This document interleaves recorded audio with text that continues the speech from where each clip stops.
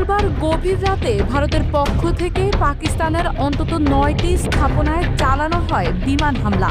লক্ষ্যবস্তু ছিল পাকিস্তান নিয়ন্ত্রিত কাশ্মীরের রাজধানী মুজফ্ফরবাদ, পাঞ্জাবের কয়েকটি শিক্ষা প্রতিষ্ঠান ও মসজিদ। এর পাল্টা জবাবে ভারতের ৫টি যুদ্ধবিমান ভূপাতিত করেছে পাকিস্তান। পাশাপাশি এক বিবৃতিতে জানিয়েছে এই হামলার জবাব ভারতকে দেয়া হবে।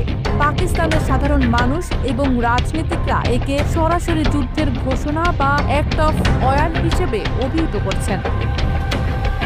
ভারতীয় সামরিক বাহিনীর পক্ষ থেকে জানানো হয়েছে, পাকিস্তানের অভ্যন্তরে সন্ত্রাসী ঘাঁটি এবং অবকাঠামো ধ্বংস করাই ছিল এই হামলার মূল লক্ষ্য।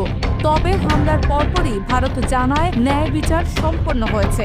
এই অভিযানকে তারা সুনির্দিষ্ট, পরিমিত এবং উত্তেজনা বাড়ানোর উদ্দেশ্যে নয় বলেই বর্ণনা করেছে।